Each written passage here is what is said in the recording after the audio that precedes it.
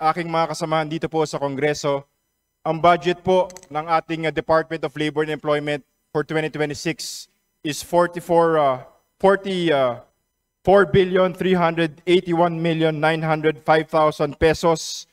Ito po ay 13% na mas mababa kumpara dun sa pondo noong nakaraang taon na 51.2 billion. Alam naman po natin mga kasamahan dito po sa Kongreso, yung nangyayari po sa bansa natin ngayon ay napaka-importante na magkaroon na siguradong trabaho at mga programa ang ating DOLE. Ngayong taong ito, medyo bumaba po tayo ng 13%, but hopefully, pagtapos po ng ating pagdinig ngayong gabing ito, sa tulong ng ating mga kasamahan dito po sa Kongreso at sa liderato, ay madagdagan dahil sa ating hirap na dinadanas ng ating mga kababayan sa buong Pilipinas. You have to understand, Madam Speaker, tandaan po natin, the lifeblood of the economy ay ang ating mga manggagawa. Kinakailangan na tulungan po natin sila upang sa gayoy siguraduhin natin na mayroon silang kakainin sa kanilang hapagkainan at siguraduhin natin na magkakaroon silang oportunidad para sa ating mga susunod na mga kinabukasan. Madam Speaker, together with my co-sponsor for TESTA, Representative Gila Garcia, this representation is now open for questioning regarding DOLE's fiscal year 2026 budget, Madam Speaker. Majority Leader. Madam Speaker, I move that we recognize the Honorable Elijah R. San Fernando of Kamanggagawa Party List to interpolate on the proposed budget of the Department of Labor and Employment. The Honorable Elijah R. San Fernando from the Kamanggagawa Party List is recognized for his interpellation. Thank you, Madam Speaker. Mr. Sponsor, magandang gabi po. Magandang gabi, distinguished colleague. Sa DOLE family po, magandang gabi rin ho. Sa una po na linya ng mga katanungan, ayon po sa PSA report, meron ho na 1.25 million establishments nationwide. Pero according po sa datos ng DOLE na ibinigay ho sa representasyong ito noong September 15, only 27,654 establishments were inspected from January to July 2025. That's a mere 2% of the total establishments. That means 98% of the establishments are left completely uninspected. Di natin na-monitor kung sumusunod o may paglabag sa mga labor standards o sa OSH ang mga establishmentong ito. Ang mas alarming, Madam Speaker, Mr. Sponsor, dito sa maliit na bilang ng inspected establishment of the total establishment, 11,027 out of 27,654 or 41% ang non-compliant with labor or OSH standards. Pwede ho bang magkomento ang ating DOLE dito, Mr. Sponsor, Madam Speaker?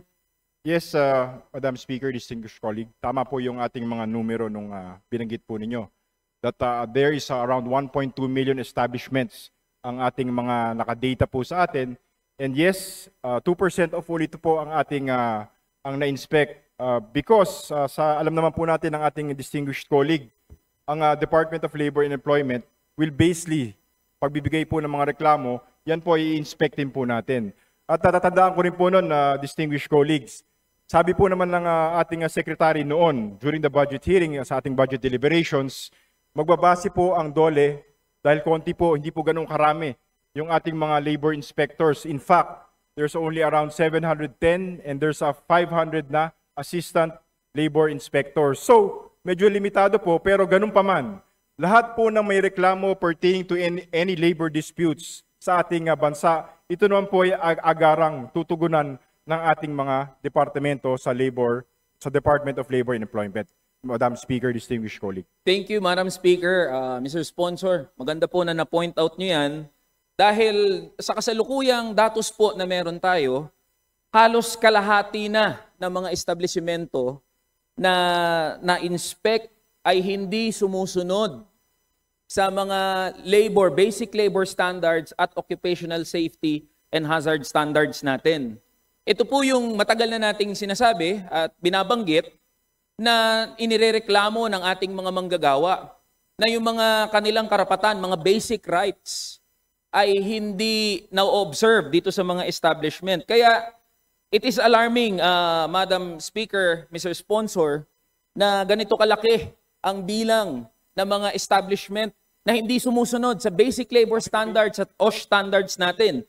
E paano pa kaya kapag na-inspect na natin yung remaining 98% ng mga business establishments na hindi pa nai-inspect? And that is why naniniwala, tama naman po ang binanggit ng ating kasamahan, na may pangangailangan na dagdagan ang labor inspector at hindi lang basta dagdagan ng mga labor inspector, kundi matiyak na yung kanilang pag-i-inspect sa mga establishmentong ito ay tunay na sumasalamin sa kalagayan ng ating mga manggagawa. Mr. Sponsor, Madam Speaker. Madam Speaker, distinguished colleague, dito po sa datos na hawak po natin, doon po sa ating mga labor inspections all over the Philippines, ang nakalagay po dito ay ang target po natin ay 28,500. And yung accomplishment po natin ay 30,262. Ibig sabihin, doon po sa ating mga ini-inspect na ating may mga complaints, ay ito naman po ay agad na tinutugunan ng ating departamento para sa ating mga manggagawa sa buong Pilipinas, Madam Speaker and distinguished colleague. Thank you, Mr. Sponsor, Madam Speaker. Tungo naman po tayo dito sa reporting ng accomplishment. There seems to be a contradiction with the reporting of accomplishment of the Department of Labor and Employment. Again, according to the data submitted by DOLE to this representation, only 31,119 establishments were inspected in 2024.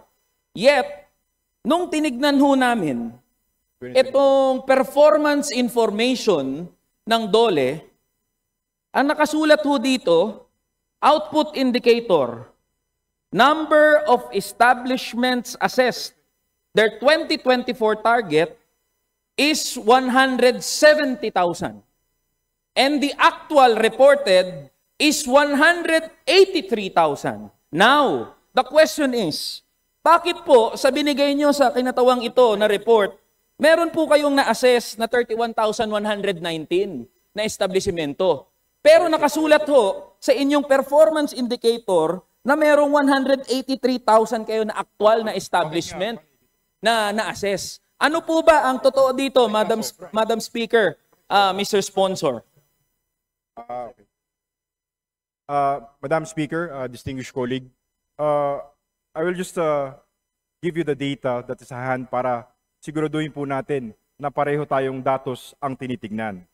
Based dun po sa establishments covered by labor inspection and technical and advisory visit by region by the year 2024 kung saan po nyo binabanggit. Yung target po natin sa buong Pilipinas ay 170,000. Tama, distinguished colleague. And doon po sa accomplishment, 183,844. Ibig sabihin po, yung 170,000 ay yun lamang po yung dapat target for that year. Pero ang actual na nabisita po na-inspect po ng ating departamento ay sumobra. Kaya yun po yung ating katugunan kung bakit mas malaki yung accomplishment doon kaysa sa target po natin, Madam Speaker, distinguished colleague. Tama po, Mr. Sponsor, Madam Speaker. But in a letter, in the report submitted to this representation dated September 15, 2025, it said, number of inspected establishments and workers covered for calendar year 2024 and January to July 2025, ang establishments covered ay 31,119. So gusto po nating i-reconcile. Alin ba dito ang totoo? Ito po bang binanggit ninyo?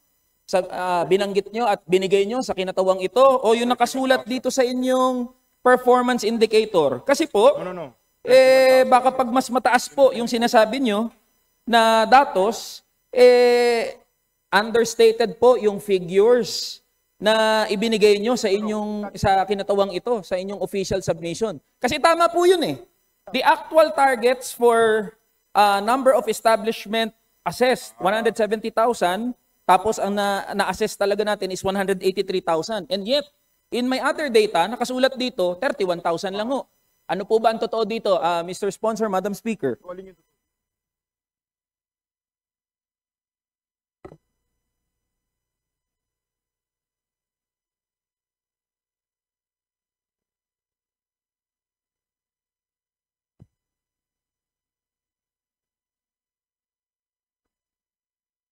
I'm distinguished colleague, I'm just conferring because nakita ko na po yung sinasabi mong yung binanggit kong 183,000 na total inspected na 844. Kasi nakita ko na rin po yung binabanggit po ninyo na 31,119. Yes po. But to be sure, distinguished colleague, Madam Speaker, ay tinatanong ko kung ano yung specific date and ayoko naman po magbanggit ng maling buwan. Just 30 seconds, distinguished colleague.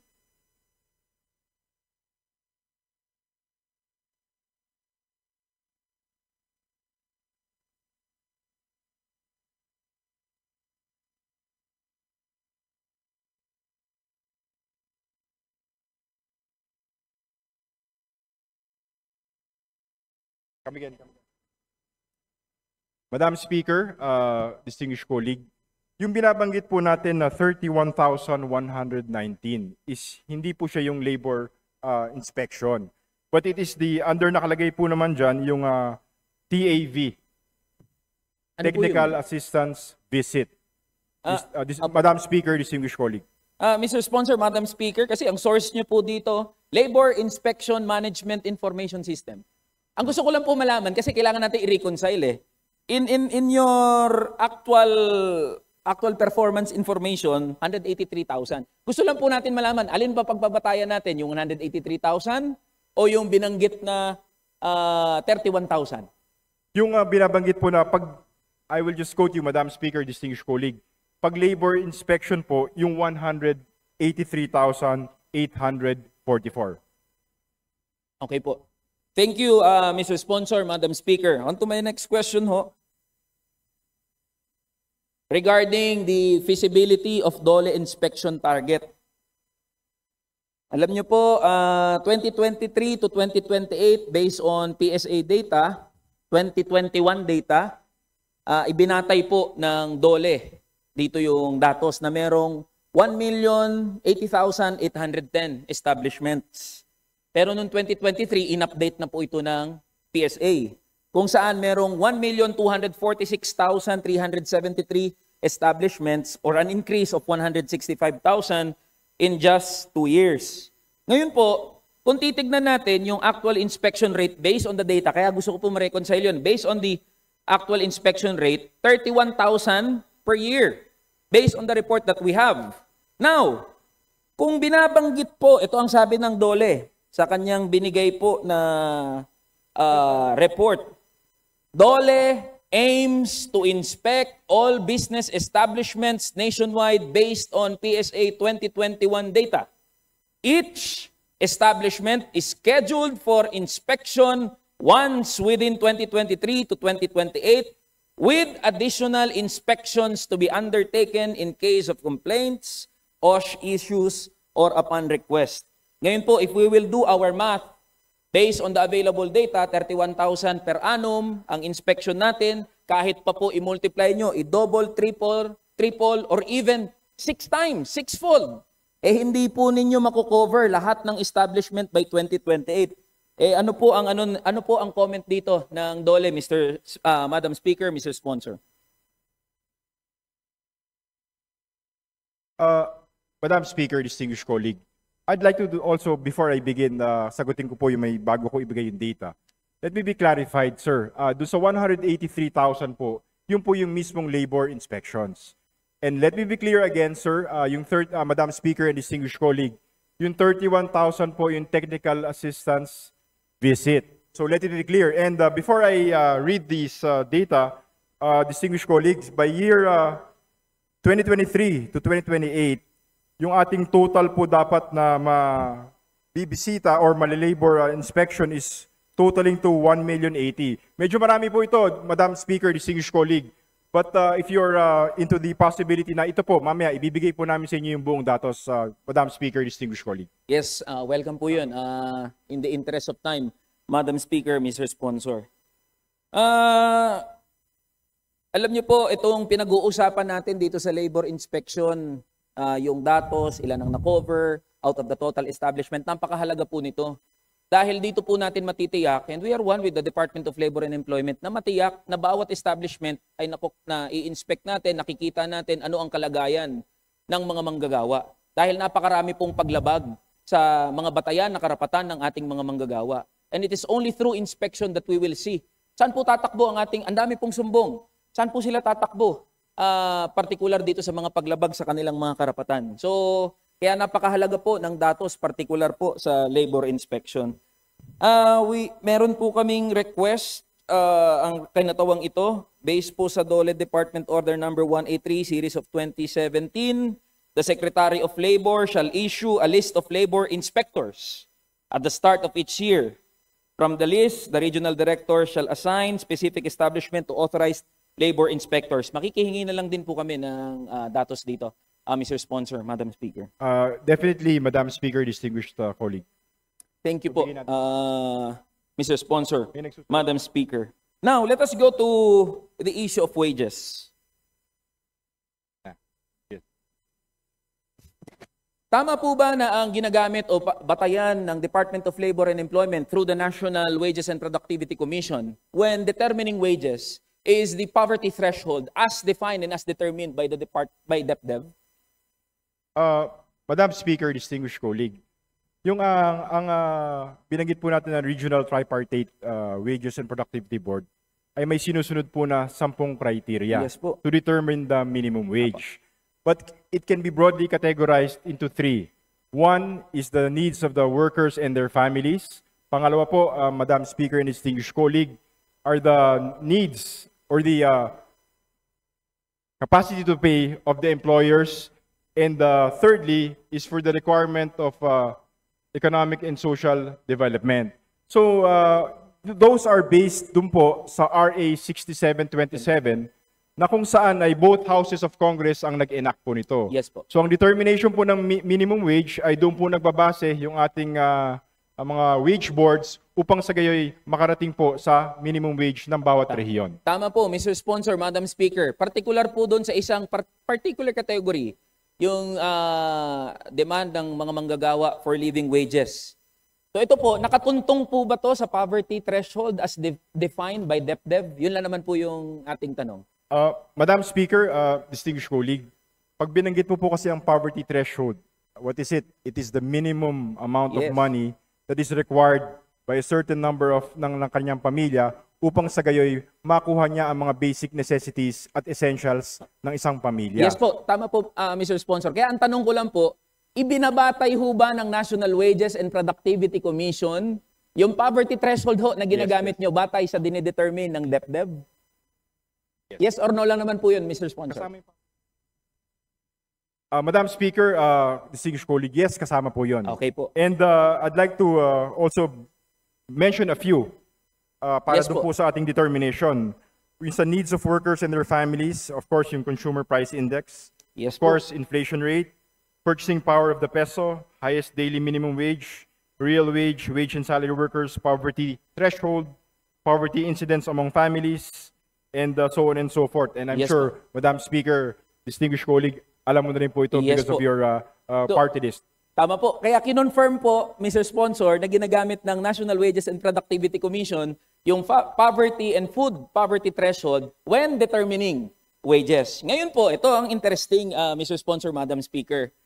Nung nakaraan po na plenary debate with DepDev, ang sabi po ng DepDev, the food poverty threshold for a family of 5 is 422 pesos per day, or if you divide it Threshold chart.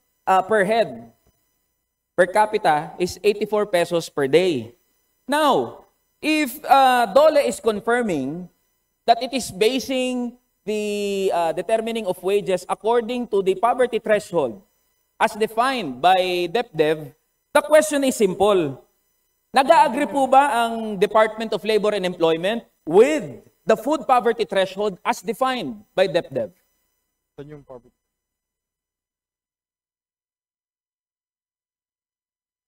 Simple lang po ang tanong, Mr. Sponsor, Madam Speaker.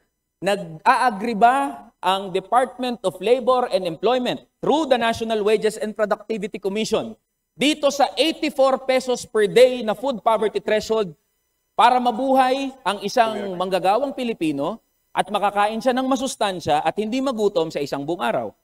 Madam Speaker, distinguished colleague, those are official statistics, and of course, the Department of Labor and Employment are following the what is the placed in the law. Madam Thank you, Speaker, Mr. distinguished Sponsor, Madam Speaker. Malaki po ang problema ng Department of Labor and Employment through the National Wages and Productivity Commission when it claims, it believes that 84 pesos is enough for a single Filipino to eat nutritiously and survive for a day. That is unacceptable. This is the same argument that we have used sa DepDev. Because ang layo po sa realidad. 84 pesos, no one in this hall will believe that 84 pesos is enough. Kaya po ang gusto natin dito, Mr. Sponsor, Madam Speaker, apologies, Mr. Sponsor, talagang namumove lang ho ako ng... No worries, Madam Speaker, distinguished colleague. I feel you. Hindi po kasi kapani-paniwala. At kung ito ang batayan ng National Wages and Productivity Commission when determining wages, hindi po nakapagtataka. Nasapat na pala yung sahod ng mga manggagawa ngayon kahit hindi ito nakakasustain ng buhay.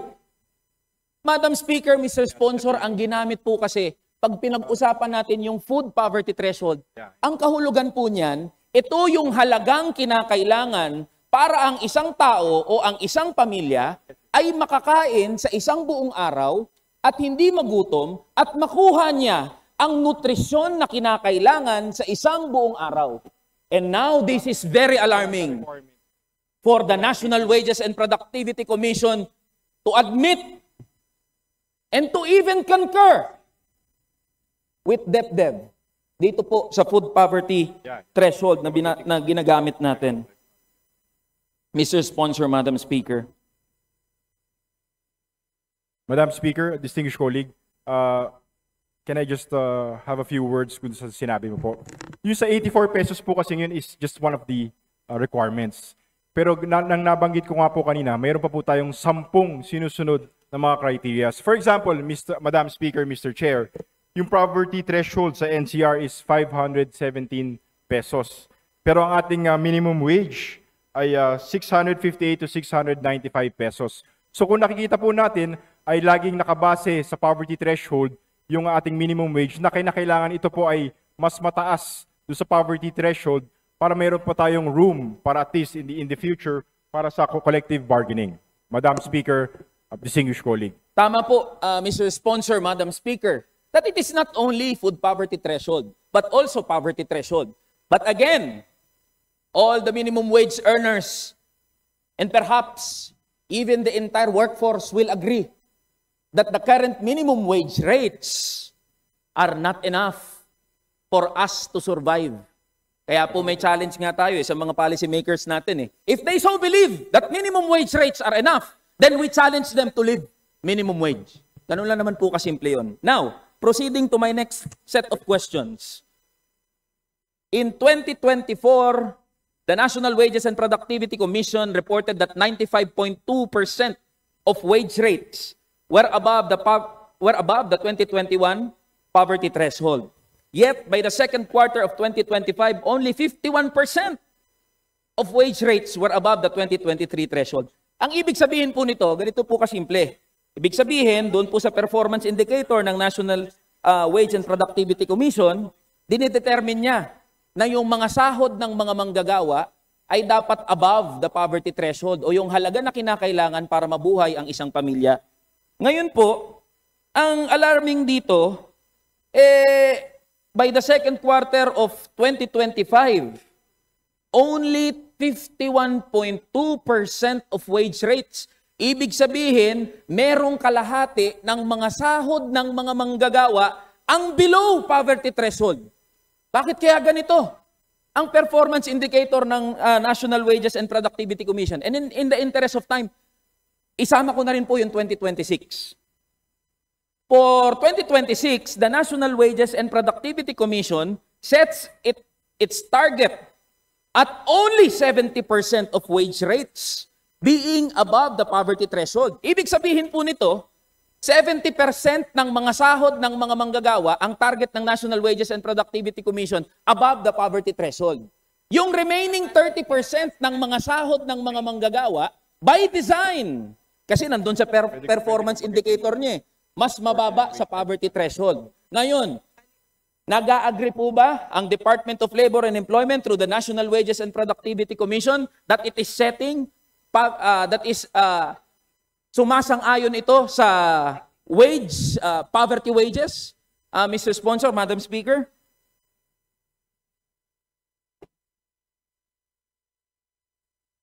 Madam Speaker, distinguished colleague, doon po sa ating katanungan, before I answer that directly question, because you have to understand, Madam Speaker, distinguished colleague, yung ating setting po ng minimum wage is only for the vulnerable sector.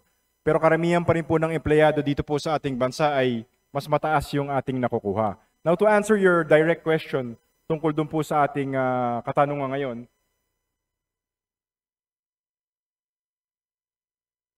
yes. And I'd like to add, sa mga susunod na wage rounds ay mako-cover na po yung mga kakulangan na yun. And I'd like to add, Madam Speaker, distinguished colleague, for the years 2022 to 2025, sa marching orders po ng ating administrasyon ay nagkaroon na po tayo ng 49 wage orders. Medyo mas mabilis na po yan ng kaunti compared to the previous years na kung saan tayo ay mayroong wage orders or wage hikes sa buong bansa. That's all, Madam Speaker, distinguished colleague. Thank you, Mr. Sponsor, Madam Speaker.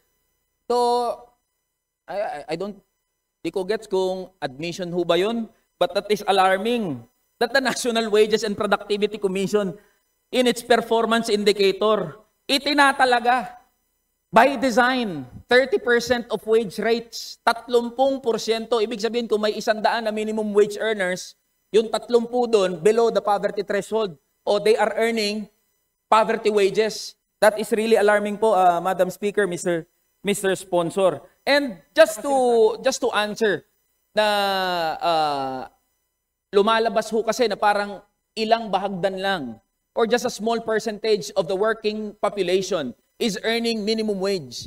Even if that's 1%, that's 0.5%, or that's 0.25% of the total workforce, hindi po katanggap-tanggap kahit kailanman na isiset ang mga minimum wage rates below poverty threshold. Naiintindihan po natin yun, na hindi mayorya ng mga manggagawa natin ang minimum wage earner. But even if that's the argument, kahit po maliit na bahagdan lang, we are speaking on behalf of the minimum wage earners and all of them are in unison. Hindi po katanggap-tanggap ang minimum wage rates na meron tayo. On to the next set of questions, Madam Speaker, Mr. Sponsor. The administration has committed to reducing poverty incidence to 12 to 13% by 2025 and 8 to 9% by 2028. Single digit po by 2028. Premised on optimistic growth assumptions that have repeatedly been missed. Meanwhile po, sa Social Weather Station, sa Self-Rated Poverty Survey, sabi po ng mga pamilyang Pilipino na tinanong, mahirap ka ba? O hindi? 49% or almost half of our population said that they are poor. If nearly half of our people identify as poor, while government statistics project single-digit poverty, hindi po ba dapat mag-adjust ang Department of Labor and Employment pagdating po dito sa pag-uusap po ng mga thresholds and our wage rates? Because ang isa po sa pinakamabisang paraan para maitaas ang kalidad ng buhay ng mga manggagawa ay sa pamamagitan ng pagtataas ng kanilang sahod. Kapag tumaas ang sahod ng mga manggagawa, tumataas din ang antas o kalidad ng kanilang buhay. Ngayon po, dito sa targets ng administrasyon o ng gobyerno to have a single-digit poverty incidence. Pero sinasabi ng Self-Rated Poverty Survey, 49% ang nagsasabing sila ay naghihirap. Paano po ito tinatrato? Ano ang pagtingin dito ng Department of Labor and Employment, Madam Speaker, Mr. Sponsor? Madam Speaker, distinguished colleague, alam po ninyo yung mga binabanggit po natin are only one of the factors. Ano po? Kasi kailangan tignan din po natin, sir, distinguished colleague, yung productivity ng ating mga industriya. And again, sabi ko nga po kanina nung aking pananalita, yung mga lahat po ng binabanggit po natin na mekanismo ay parte po ng RA 6727 na kung saan ang DOLE po ay is one of the departments or agencies na kung saan pag meron po na pong lumabas na panibagong batas, ito po ay obligadong susundin at ito po ay tutuparin ng Department of Labor and Employment. Sabi ko nga po, based to sa ating 1989 law, ito po yung mga nakapaloob na mekanismo at kung paano natin i-determine. Of course, pagdating po sa ating mga ganitong mga sitwasyon, DOLE has always deferred the wisdom to both houses of Congress kung paano natin po mapa-uplift. Tandaan po natin ang Departamento ng Labor of Employment, ang kanyang mandato rin po, isa sa kanyang mandato ay magbigay ng technical inputs o wisdom para ang lahat ng ating mga mambabatas sa both houses of Congress ay makapag-land ng isang law or whatever mechanism that will be beneficial sa ating mga manggagawa. Tandaan po natin, Madam Speaker, distinguished colleague, ang hangarin po natin dito ay kahit papano ay mayangat po natin ang ating mga kababayan. Pero kami po ang aming mandato ay sumusunod lamang kami doon sa mga patakaran na mismong itong ating Kongreso at Senado ang nag-set ng requirements. So kahit po anong gawin po namin based dun sa ating mga poverty threshold, obligadong sumunod po kami doon sa mga batas na nakaratang po sa amin at nakaharap po sa amin. Yun lang po, Madam Speaker, distinguished colleague. Salamat po, Mr. Sponsor, Madam Speaker. At kaisa niyo rin ho ang kinatawang ito para reviewin yung mga batas na meron tayo ngayon. Dahil po yung RA 6727 o yung Wage Rationalization Act of 1989 ay hindi na po talaga pumapabor sa interes ng mga manggagawa at ordinaryong Pilipino. Lalo na yung pagtatakda ng mga regional wage boards. Kalokohan po ang pagkakaroon ng provincial rates. Ngayon po, just to answer po yung binanggit natin, that is true. Kailangan nating tignan yung kabuuan ng pag-uusap patungkol dito sa sahod ng mga manggagawa. But let me put it on record that since 2001, real labor productivity has been increasing all over the Philippines, in the country. Real GDP growth o yung kinikita ng ating ekonomiya, aktual na kinikita ng ating ekonomiya ay pataas since 2001. But if we're going to take a look at real wages, tumataas ang produktibidad ng mga manggagawa, yung aktual nila na nagagawang serbisyo at produkto, tumataas ang kita ng ating ekonomiya, pero ang sahod ng mga manggagawa ay nananatiling parehas. Kaya po yan ang binabanggit natin dito, Madam Speaker, Mr. Sponsor, I'm winding up na po, Madam Speaker, meron na lang pong ilang mga pahabol po na katanungan. Patungkol naman po sa freedom of association, Madam Speaker, Mr. Sponsor, kinikilala po ng ating saligang batas at ng mga relevant na mga batas sa ating republika ang kalayaan at karapatan ng mga manggagawa na organisahin ang kanilang sarili. Ngayon po, ano po ang mga programa ng Department of Labor and Employment para kilalanin at marespeto ang kalayaan at karapatang ito ng mga manggagawa na organisahin ang kanilang sarili? At partikular ho sa budget ng Department of Labor and Employment, paano ho ipapakita ng kagawaran na ang kanilang budget ay sumasang-ayon, pabor sa kung ano ang nakasulat sa ating saligang batas na kalayaan at karapatan ng mga manggagawa na organisahin ang kanilang sarili? Mr. Sponsor, Madam Speaker.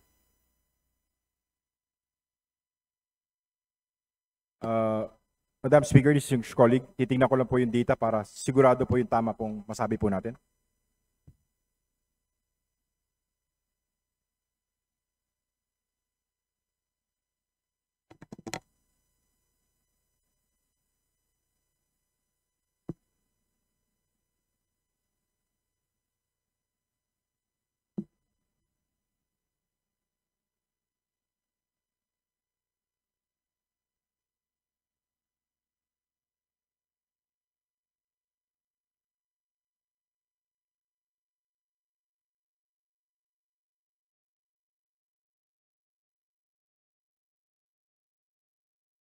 Madam Speaker, distinguished colleague, based po sa ating hawak na datos na official from Department of Labor and Employment, yung summary of union and CBA registration as of July 2025.